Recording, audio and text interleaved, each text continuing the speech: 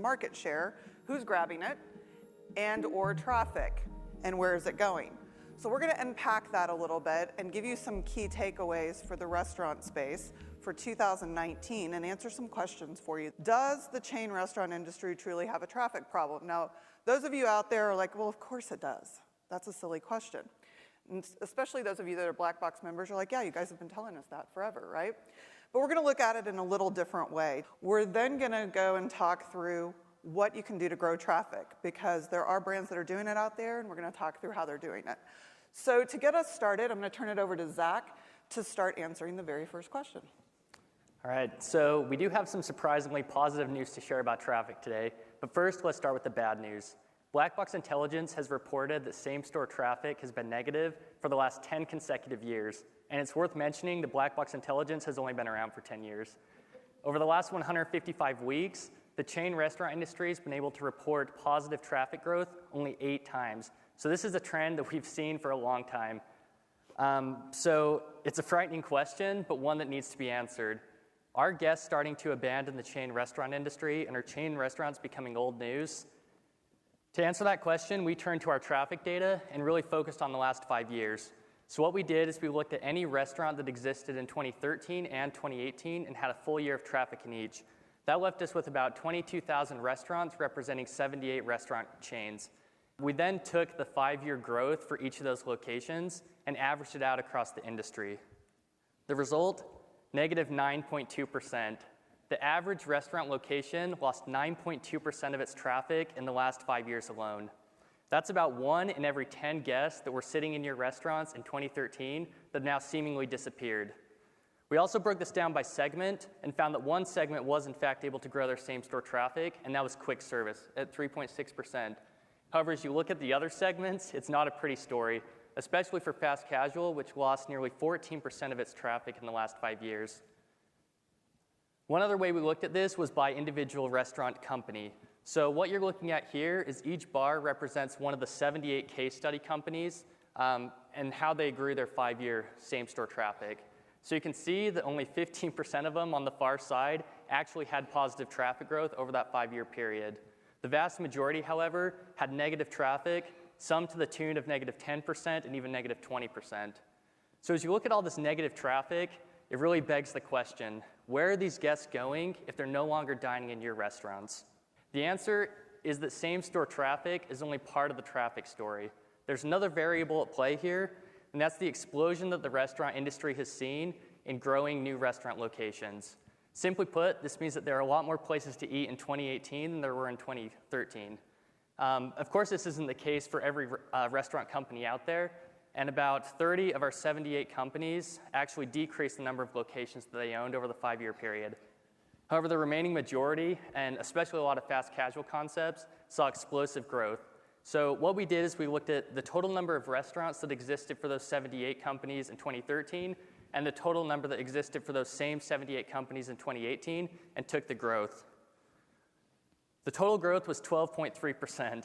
Now, to put that number in context, the U.S. population grew by 3.3% from 2013 to 2018. So chain restaurants grew their location count almost 4 times faster than the population was growing. So pulling it all together now, what did we know? We learned that the average restaurant location lost 9.2% of its traffic in the last 5 years, and that the total number of restaurants grew 12.3%. So that gets us to the final piece of the puzzle. If we look at the total number of guests that dined with those 78 restaurants in 2013 and the total number that dined with those same 78 restaurants in 2018, we found that traffic actually increased. So there's your very small dose of positive traffic news for the day. You know, of course, this isn't a great story because you're still seeing the average restaurant decreasing 9.2%. But what's happening here is the guest patronage is being spread more thinly across a growing number of restaurant locations. So the next time you see Black Box Intelligence traffic is significantly negative, this doesn't necessarily mean that guests are abandoning chain restaurants and leaving to meal kit services or grocery or some other food spend. More likely, it means that they're spreading they're going to another restaurant, oftentimes a new restaurant that either you built or one of your competitors built. So we're going to shift gears a little bit again, and we're going to look at market share. So we've already established that the restaurant growth and unit growth, that's contributed a little bit to what we're seeing with traffic. But we're also going to look at where else may it be going. So if your inbox is anything like my inbox, every morning you wake up to grocery stores. Are they taking spend? Takeaway food, meal kits, all of these different things that we're competing against. And so we wanted to really unpack that. And when you look at that number, $1.5 trillion in food spend is on the table. So we're going to look at where exactly that's going. So the national share of stomach and how it looks now, again, restaurants are still winning that, 55.7%. But grocery is definitely something to watch because they're at 39.1.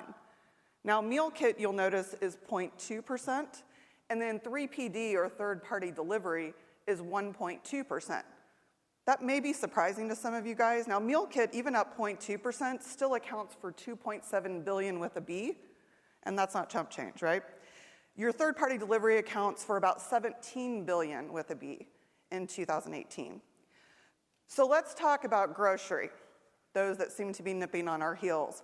There were only 9 states where grocery spend was higher than restaurant spend in 2018, and you'll notice they're mountain states. We've got a little bit in the Northeast. We've got a little bit in the Pacific Northwest as well. Note that when we look at chain restaurants, those of us in the southern states, we love our chain restaurants. So if you are highly concentrated in the South and you're a chain restaurant, we love you. And you'll note that Wally Doolin and I's home state of Oklahoma, we really love chain restaurants, 36.1%. And you'll also notice, though, that Vermont, which I don't know if you noticed on the last slide, was also one of the 9 states where grocery spend was higher than restaurant spend. They're the lowest at 8.2%. Now, some of that is because of grocery, but also some of it is because independent spend tends to be higher in the Northeast, too. So again, that speaks to those of you in the South should be seeing a little bit less competition between grocery and independent. So you shouldn't be feeling the pressure quite as badly, perhaps, as your northern neighbors or your northern units. So to bring this all together, we're going to turn it around and back over to Zach, and we'll say, what can we do to increase share of traffic? So the story so far is that chains are still a dominant player in the battle for share of stomach. But at the end of the day, you want to know how this impacts your restaurants and what you can do about it. So in 2018, we had 33 Black Box members that actually were able to grow their same-store traffic. We really wanted to dive into these to understand what commonalities do they share. Is there anything that sets them apart from the 113 chains that had negative traffic? So just looking at the actual characteristics of the companies, we found a lot of variability. All 6 of our restaurant segments were represented in this data set. And additionally, it ranged from everything from smaller regional chains with around 20 locations to large national chains with hundreds of locations. We looked at over 100 different metrics across our 3 products and really, again, tried to laser in on what was driving the needle, what was the differentiator. And one of the first metrics that really stood out to us was in these companies' ability to grow their mid-afternoon traffic. So the 33 restaurants with positive traffic in 2018, on average, grew their lunch traffic and their dinner traffic by about 1%. However, when you look at their mid-afternoon traffic, it was up 9.9%. So this leads us to believe that these chains had an intentional focus on growing mid-afternoon traffic in this typically slower day part. The next metric that stood out to us was growth in to-go sales. So not surprisingly, given this huge surge in demand for this area, the majority of our Black Box members were able to grow their to-go sales in 2018. But what we found interesting was the almost 9% spread between the 2 groups. So while 5.8% is still great if you're growing your to-go sales at that rate, it may be worth noting that the best-in-class brands are growing theirs nearly 15%. And if you were in the FinSights meeting this morning, Gallup presented some interesting research that the majority of these to-go sales are incremental to what you're already driving. So when we determined the set of 33 companies with positive traffic growth, that was solely from their dine-in traffic. So any to-go sales that they generated was incremental to their profitability. The next metric we looked at was growth in per-person spend. And it's important to mention here that per-person spend average isn't the exact same as pricing increase because it can be impacted by other things such as how many items the guest is ordering. But generally speaking, it's a pretty good proxy for how fast a company is increasing their prices. And what we found is that companies with negative traffic had nearly 2% higher price growth in 2018 than the companies with positive traffic. For the companies with positive traffic, the sweet spot for them was growing their prices about 1.2%. This got us thinking, is it really as simple as coming down to the pricing game? We often hear that if you discount, you're going to drive more people into your restaurants. So what we did is we turned to our white box intelligence platform, which looks at online social reviews for guest satisfaction. And our hypothesis was that companies with negative traffic would have more complaints of the food being expensive than the companies with positive traffic. So we looked at every mention of the word expensive across all of our member companies. And what we found is that the hypothesis just didn't hold true. There was no clear differentiator in the word expensive for the two company sets. So what this means is that companies with positive traffic were just as likely to have customers complaining that the food was too expensive as the companies with negative traffic. And oftentimes in the exact same review that they'd complain about the prices, they would end the review by saying, "But I'm still coming back." So why is that? Why would they still be willing to come back to the restaurant even if they're saying the prices are expensive? We looked at every different word basically that white box tracks, and we found that there was one word that it really came down to, one topic of conversation that was that differentiator, and that was service. The brands with positive traffic in 2018, on average, had about 6.5% more positive sentiment in their service mentions than the companies with negative traffic.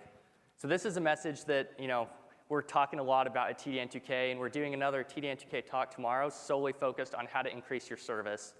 But the key takeaway here is that in an extremely competitive industry that's only becoming more oversaturated, it's critical to be able to retain the customers that are already choosing to walk through your door. And the data shows that the best way to do that is by providing excellent service. We're going to answer the question, does the chain restaurant truly have a traffic problem? Yes, but it's not as bad as you think when you factor in, now same-store sales traffic, yes, it looks bad. But when you look at the overall chain traffic, they're not abandoning us. They're still willing to come to you all and they enjoy it. And then last but not least, what can you do to drive your traffic? It really comes down to exceptional service, and that's easier said than done. We all know that, because exceptional service at the end of the day is the unicorn.